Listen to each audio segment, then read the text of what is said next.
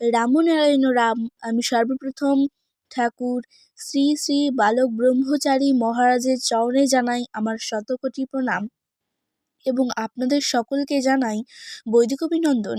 রামনারায়ণ রাম। এই বলে আমি আজকে তত্ত্ব ও আলোচনা শুরু করছি। ঘুমে কে জাগে পার্ট 5। পুরো ভিডিওটি শেষ পর্যন্ত দেখবেন, আশা রাখছি ভালো লাগবে।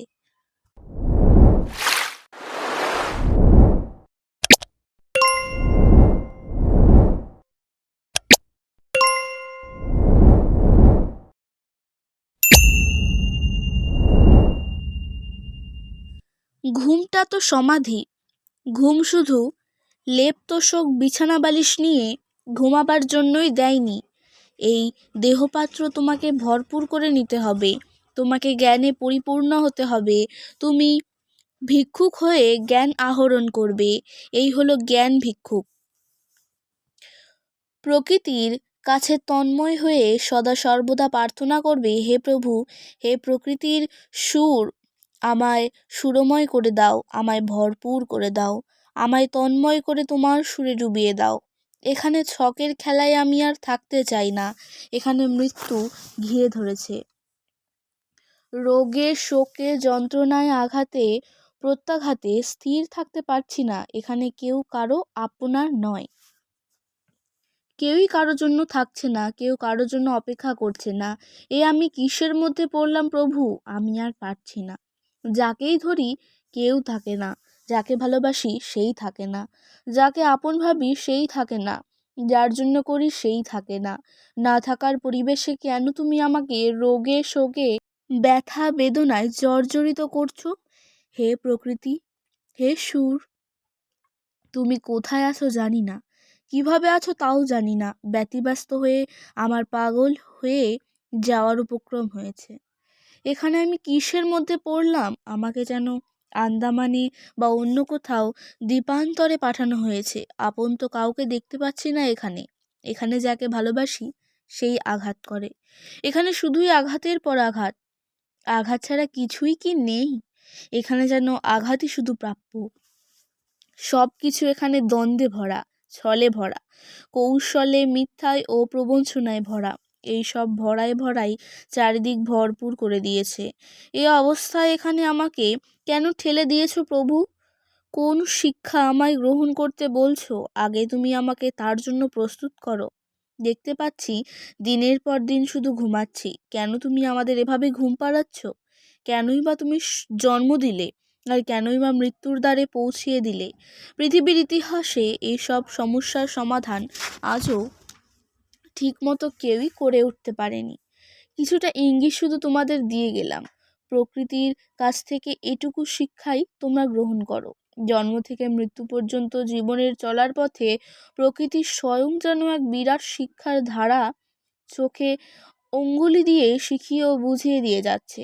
সে যেন বলছে, হে পথিক, যে যাত্রী, তোমরা ভুল করো না।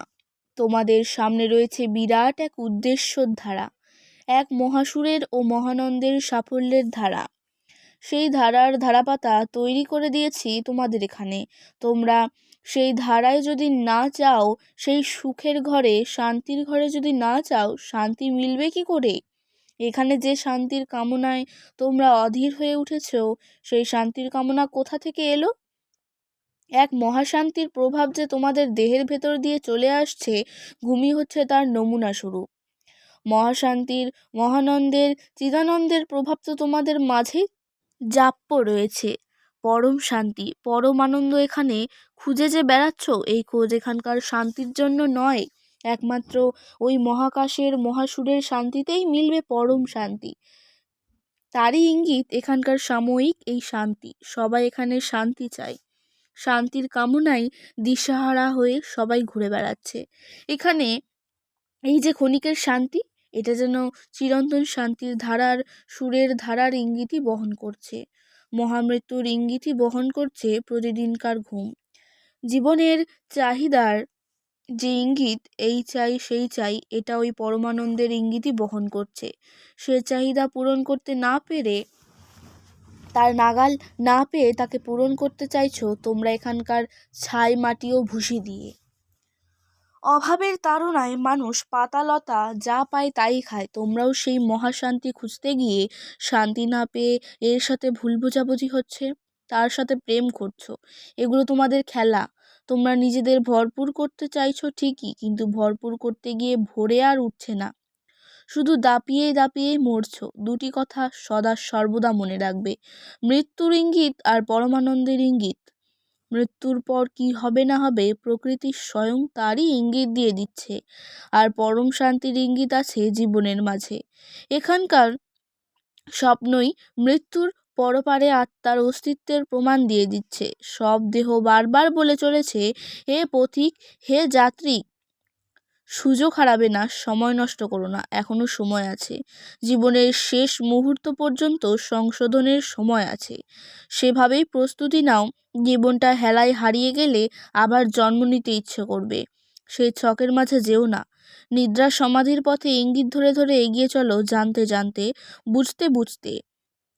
শান্তির কামনার পথে কুড়িয়ে কুড়িয়ে ঝিনুকার বইতে যেও না।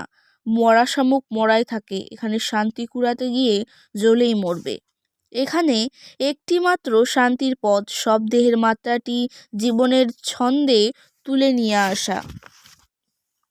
সব দেহ জীবনের পরবর্তী অধ্যায়ের কথা জানিয়ে দিয়ে চলে যাচ্ছে।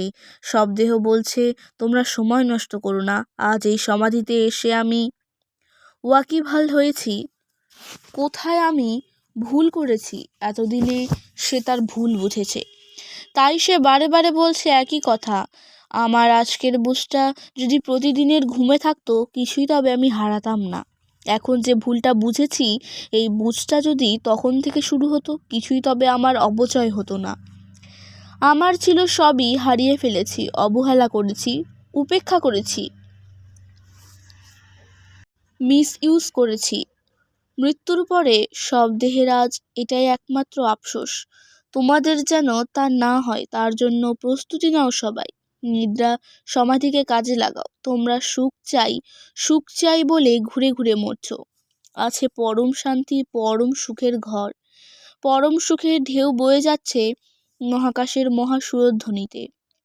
তোমরা সেই সুরের সঙ্গে সুর মেলানোর আকাঙ্ক্ষাতেই শান্তি শান্তি করছো, সেই ইঙ্গিতই বহন করে চলছো। তোমাদের এখানকার শান্তির কামনার সাথে সেই পরম শান্তি মিশিয়ে দাও। সদা সর্বদা প্রার্থনা করো, হে বিশ্ব প্রকৃতি, আমাকে পরমানন্দের পরম সুরে নিয়ে যাও।